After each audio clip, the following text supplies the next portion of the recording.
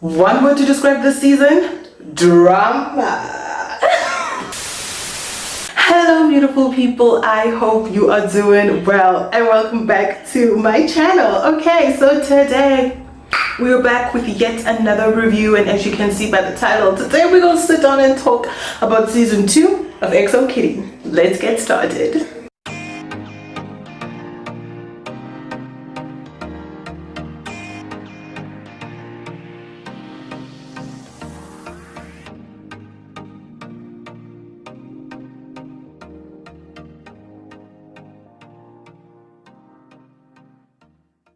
So, if you have been living under a rock and do not know what Minho Kitty is, it is the spin-off show of the To All the Boys franchise, and it follows Laura Jean's younger sister, Kitty, as she embarks on a journey to Korea to find her roots and learn more about her mother, and she comes across a lot of drama on the way. So, Minho Kitty, it is somewhat of a feel-good show, even with all the drama that happens throughout the seasons, but I love the show, and I highly recommend it. If you liked the To All the Boys franchise, I highly recommend it because I feel like it still keeps that same vibe, that tongue-in-cheek comedy that To All the Boys had. So it's so good. Plus I feel like they do such a good with amalgamating Western show and K-dramas, and it's just it's so good. So let's talk about season 2 specifically in some detail. Listen, I knew we're in for a good show when you click on season 2 episode 1 and the first thing you hear is I Am by Ive. I love that song so much. The minute I heard na na na na na na na na na na na I may not know the lyrics, but I know the melody, and best believe I was humming along. And the songs as a whole, whoever compiled the songs for this season was in the money. I love the fact that they did not just choose your big K-pop groups, your typical K-pop groups, because you know when you hear a K-pop song in a show, a Western type show, they'll have like your BTS, your Blackpinks, you know, that's like your typical thing. But they had like Amers, bro. They had like Junho, Le Seraphim. I'm like, okay, this person who is compiling here, the people, the team, whatever it may be, were in the money. They know their K-pop, and I was living. And then when we get to the characters, they were on my heart this season. Like I didn't quite get there with Dane in season 1. You know, like I was touch and go. But in this season, he was just so adorable. So I loved him so much. And then him and Eunice, cuteness overload. I absolutely love Eunice. Eunice is so freaking adorable, and the two of them together are so freaking adorable. And I was just like, oh. And honestly, I just feel like Q needs to just put a pause on the whole relationship thing, cause this whole thing of Q and what's this dude's name, Jin. I was so done. Like, I'm not mad at a good enemies to lovers story, right? But I don't know, I just could not fully get into this one. I was like throughout, and I was just like, I wasn't feeling Q and the person he had. I forgot that person's name now in season 1. I'm not feeling this one. Let's just stay single, sir. How about that, shall we? And then Julliana Yuri, I am so glad they ended up breaking things off. Like, go cry me a river and we'll move on, because I was so done. Every single day there's a fight that's happening, and I was so over it. I was over it like since last season anyways, and now I was just like, let's just call it quits. So when Juliana started to move on with Praveena, I said, slay, finally, we are one, we are here, we love to see it, you know. Yeah, speaking of Praveena is a vibe. I loved her. I wouldn't mind more of her. Like, if we get another season, I wouldn't mind more of her, because she's a vibe. And I would just keep yelling at her. I'm like, girl, don't even be looking in Kitty's direction. This girl right here, she's going through a lot right now. She's quite of a mess right now, and I don't want you entangled in that messy situation, you know. I like you, and I want you to keep your peace, you know. So when she moved on, I said, slay, smell, slay, because I love Praveena. She's a vibe. And then Minho and Stella. Stella in particular, aka Miss Esther. I liked her when she first showed up. I was like, oh, cute little character, roommate, woo, right?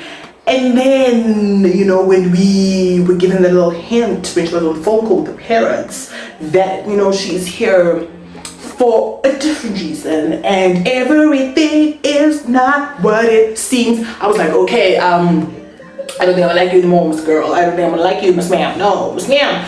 And then as her true colors started to unfold, I said, Minho, run, Minho. But things happened, they got together, plans started to unfold, and I was just annoyed, frustrated, mad at the situation, felt bad for Minho because he didn't ask to be in this situation. And Stella, but I mean the girl that plays Stella did a good job of portraying that character, because my oh my did I want to strangle her from time to time. And Minho was just stuck here because he, you know, didn't want to tell his daddy.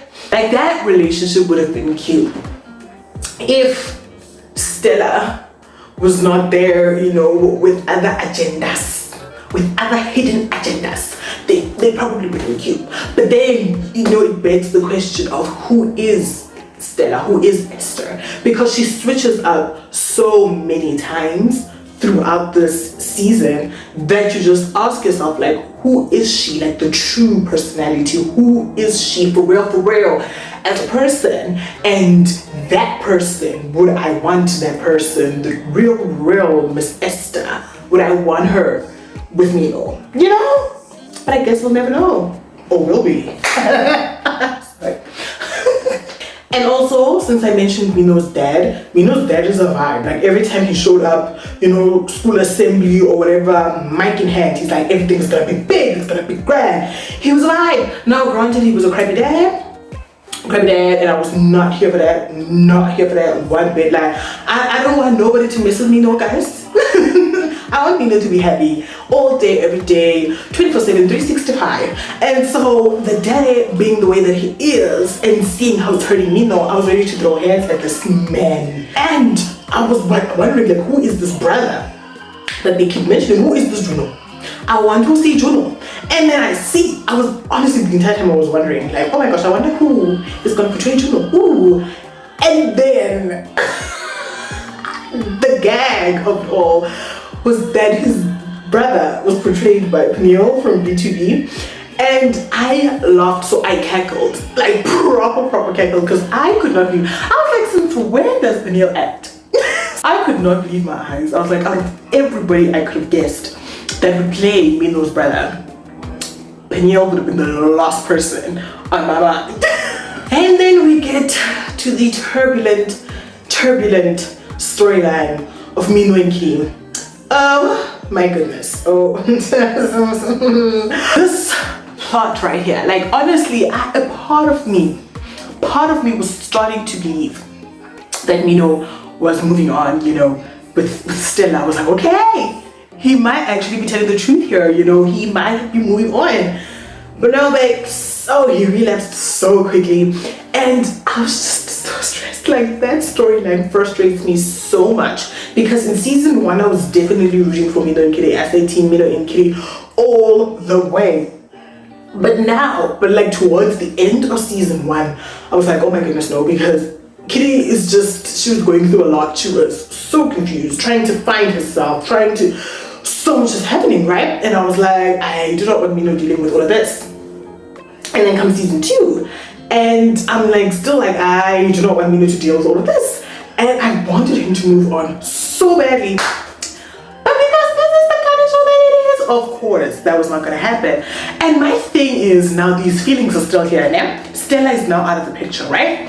But my thing is, Minho and Dad have just made up over this whole situation, because they was not having it when he found out, accidentally found out the fact that Minho had confessed his love to Kitty on the plane like 5 minutes after they and Kitty had broken up. And, you know, he was giving Minho the cold shoulder for the longest time. Then they, you know, make amends. Bro code is back, you know, the bromance is thriving. And then now this is happening, and I'm just wondering, like, how is this going to affect the romance, the friendship? Because I love those two together. They are so freaking cute, and I do not want Kitty to come in between that. Not anymore, honey. No, no, no, no, no, no, no. Also, Kitty is now going on tour with Minho, who's going on tour with his brother and dad. Lying, I'm just, hold on a second, come on, stop. What is happening here? And then they're just gonna leave it like that. They love leaving us on the cliffhanger, on the Minho and Kitty cliffhanger. Season 1, it was the play. Season 2, it's the tour. I'm like, why do you guys keep just dangling this carrot in front of us? I am so over at this point. It's frustrating. It's so annoying. But all in all, I am glad that Kitty was able to bring her family together. The reunion of the sisters, oh my gosh, I was like, you know, just like, oh, bags and tears. Margot came back. Oh my gosh, the cameos. How could I forget to mention the cameos? We got to see Margot. I was so happy. But of course, the most happy I was when I saw Mr. Peter Kavinsky. I did not realize how much I missed Noah Centineo as Peter Kavinsky until I saw him on my screen again reprising that role. Oh my goodness, I'm actually so sad that we didn't get more scenes. Now I know the show is not about him, but like, you know, you could have given us like 20 more scenes. You know, not being too greedy here, not being too greedy. Also just having more interactions between him and Minho. Oh my gosh, because you should have seen the way I was smiling during that scene in the stone when he and Minho were talking, and I was like, oh my goodness, I would love to see more of this right here. Oh my gosh, if we get a third season, it would be so nice to get more of Peter Kavinsky and Minho. Maybe let's get Laura Jean in the mix next time as well, because you know, it would have been so nice, especially when they had the reunion, you know, with their grandmas and Margot was there. If Laura Jean was there as well, that would have been so cute. But we'll see if they give us another season, because with how that ending happened, oh honey, we need another season. Stat!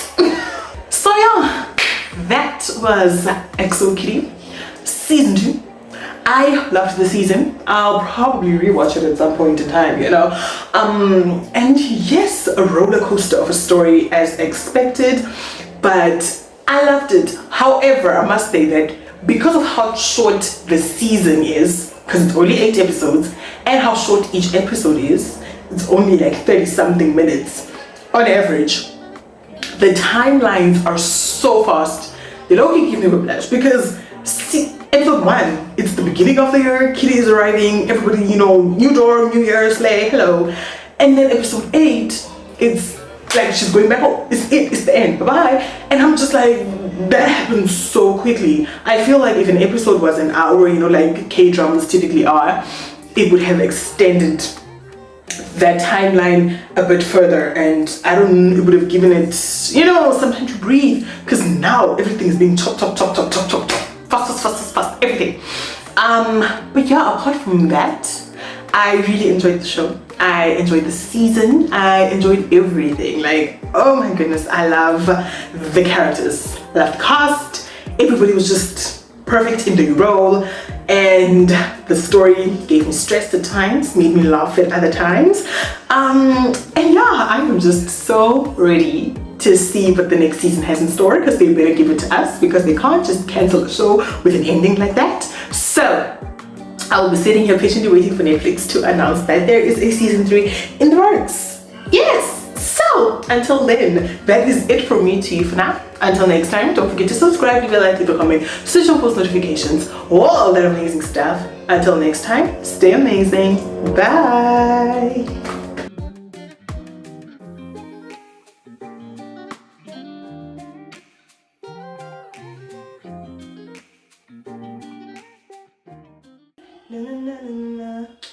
Na na na na na na na na na na na na na na. Hadu hadu mada. Na na na na na na na na na na. Di di di. I'm on my way. Do do do do do. Listen. Monday, Tuesday, Wednesday, Thursday, Friday, Saturday, Sunday. Monday, Tuesday, Wednesday, Thursday, 7 days a week, every minute, every hour, every second, but night after night, I'll be loving you right.